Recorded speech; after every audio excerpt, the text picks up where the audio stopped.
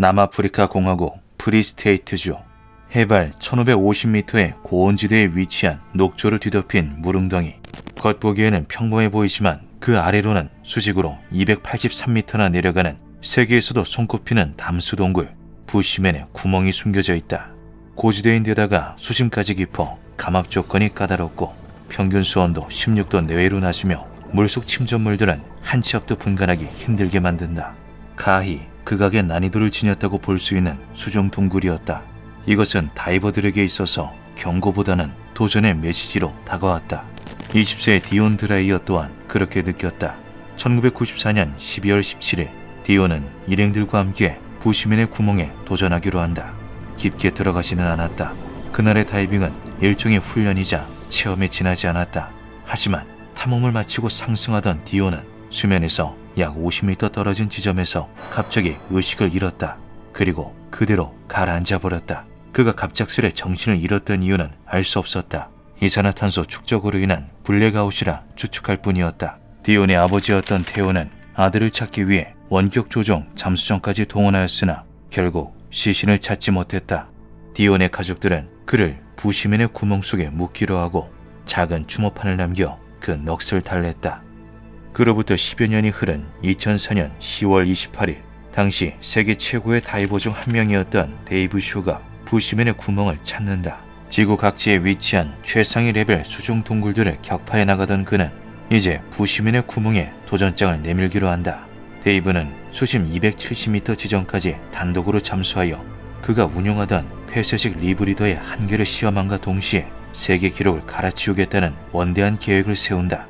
시작된 다이빙, 숨막히는 어둠과 정적 속에서 그는 수심계를 체크하며 하염없이 아래로 내려간다.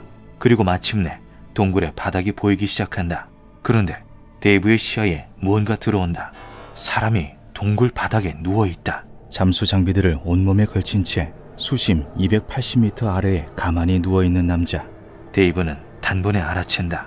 디온 드레이어다. 부시맨의 구멍을 찾는 모든 사람들은 자연스레 디온을 기리는 추모판을 접한다. 데이브 또한 마찬가지였다. 10년 동안 숱한 탐사가 이어졌음에도 단 한 번도 발견되지 않았던 디온 드레이어의 시신. 데이브는 바닥까지 잠수하여 떨리는 손으로 녹슨 장비들을 살피고 그가 디온 드레이어라는 것을 다시 한번 확인한다.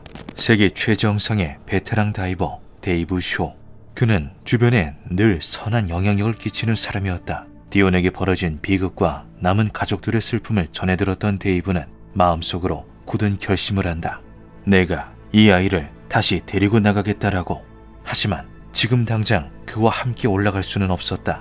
그에게 주어진 산소는 철저히 계획된 양이었으며 그는 300m 가까이 잠수했기에 아주 긴 감압 시간을 거치며 상승해야만 했다. 데이브는 우선 다시 올라가 생각과 계획을 정리하기로 한다. 10시간에 가까운 힘겨운 감압 상승을 마치고 세계 기록을 4개나 갈아치우며 수면 위로 올라온 데이브는 축하와 휴식을 일단 접어두고 곧바로 디온의 부모였던 테오와 마리에게 연락하였다. 찾았습니다. 제가 아이를 다시 데리고 오겠습니다. 10시간의 다이빙 동안 끊임없이 디온에 대해 생각하고 되뇌인 데이브. 어느덧 이곳은 그의 사명이 되어 있었다. 2005년 1월 8일 2달간의 만반의 채비를 갖춘 데이브는 일행과 함께 부시맨의 구멍을 다시 찾았다. 숱한 예행 연습, 위기 상황에 대한 대응, 긴 감압 시간을 고려한 보조 다이버들의 지원, 그리고 데이브의 오랜 다이빙 파트너이자 둘도 없는 친구였던 돈 셜리도 그와 함께 잠수할 예정이었다. 계획은 이러하였다. 데이브가 동굴 바닥까지 하강하여 디온의 시신을 바디백에 수습한다. 이후 220m까지 상승하여 바디백을 돈 셜리에게 인계한다. 바디백을 전해받은 돈 셜리는 천천히 상승하며 80m 구간에 위치한 다이버에게 그것을 전달. 그 뒤로 60m, 40m에 위치한 보조 다이버들이 순차적으로 디온을 건네받아 그것을 최종적으로 수면 위까지 올리는 계획이었다. 데이브를 포함하여 각각의 다이버들은 각자 배치된 위치에 수심에 따른 감압 정지 과정을 거쳐야 한다. 수심이 깊어질수록 체내에 녹아드는 질소의 양은 많아진다. 이러한 상태에서 빠르게 상승할 경우 체내 질소가 기포로 변하면서 치명적인 잠수병을 유발할 수 있다. 이를 쉽게 이해하려면 심해에서 건져 올린 물고기가 다 불어터진 모습으로 죽어버린 것을 떠올리면 된다. 이는 사람도 별반 다르지 않다. 이것을 방지하기 위해 깊게 잠수한 다이버들은 특정 수심마다 정지하면서 아주 오랜 시간에 걸쳐 체내 가스를 안정적으로 배출하는 작업을 반드시 거쳐야 한다. 인양에 참여하는 모든 다이버들이 정확히 계산된 대로 움직여야만 성공할 수 있는 계획이었으며 자칫 목숨과 직결되는 위험한 상황이 초래될 수도 있었다. 이에 데이브는 친구와 동료들에게 말한다. 어떤 상황이든지 자신을 먼저 챙기고 위험하다고 판단될 시 즉각 작업을 중단할 것. 체념하고 떠나보냈던 아들과 10년 만에 재회하는 날, 디온의 부모였던 테오와 마리 역시 현장에 나와 있었다. 헬멧에 카메라를 장착한 데이브는 시신 수습용 바디백과 조명, 커팅 나이프를 한 번 더 점검하고 어둡고 탁한 물속으로 들어간다. 9분 만에 바닥까지 도달하여 디온과 다시 만난 데이브는 시신을 수습하기 위해서 손전등을 바닥에 내려놓고 디온을 들어올렸다. 그런데 예상치 못한 일이 발생한다. 백골만 남아 바스라진 상태일 거라고 여겼던 디온이 갑자기 벌떡 일어섰다. 10년 동안 수압에 짓눌리며 부패가 진행된 그의 시신은 특수한 지방층 아디포세르를 형성한 상태였다. 그는 흐느적거리는 미라가 되어 있었고 데이브가 들어올리자 그제서야 할 일을 떠올린 사람처럼 위로 떠오르려고 했다. 이것은 전혀 생각지 못했던 변수였다. 해파리와 같은 상태가 된 디온은 강한 부력을 띠었고 데이브는 그를 잡아 바디백과 억지로 연결하려는 과정에서 필요 이상의 시간을 쏟게 된다. 원래의 계획대로면 디온의 시신 수습은 1분 안에 이루어져야 했다. 아무리 길어도 2분을 넘겨선 안 되었다. 하지만 시간은 하염없이 계속 흐른다. 3분, 4분, 5분. 데이브는 자신이 했던 말을 어느새 까맣게 잊고 말았다. 디온을 부모의 품에 다시 안기겠다는 그의 굳센 사명감은 수분 만에 강박이라는 족쇄가 되어버렸다. 초조함에 손동작이 다급해지고 숨이 거칠어진다. 앞불싸! 디온에게 온 정신이 팔려있는 동안 데이브가 바닥에 내려놓았던 손전등의 케이블이 디온의 잠수 장비에 얽혀버리고 만다. 거기서 그치지 않았다. 데이브가 입에 물고 있던 리브리드 호스까지 어느새 디온의 장비 로프와 한데 엉켜버렸다. 뒤늦게 깨닫고 커팅 나이프를 집어들었지만 데이브는 무엇을 잘라내야 할지 결정하지 못한다. 아직 데이브는 미련을 버리지 못했다. 디온을 데리고 올라가야 한다. 과도한 움직임과 순식간에 찾아온 패닉은 이산화탄소의 축적을 가속화시켰고 질소마취가 시작된 그의 뇌내는 과하게 술을 들이킨 것 마냥 빙빙 돌기 시작한다. 판단이 서지 않는다. 묶인 줄들은 점점 더 강하게 몸을 옥죄어온다.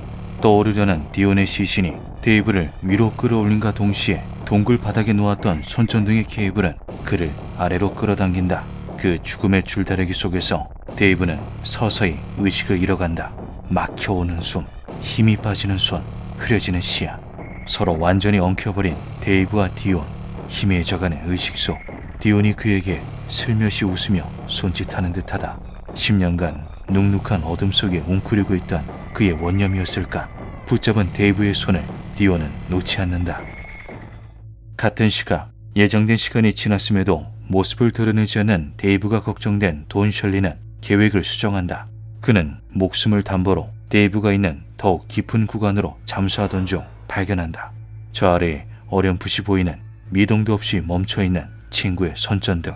잠수부의 조명에 움직임이 없다는 것이 무엇을 의미하는지 돈 셜리는 누구보다 잘 알고 있었다. 질소 마취 증세까지 시작되자 돈 셜리는 수면 위로 올라가기로 한다.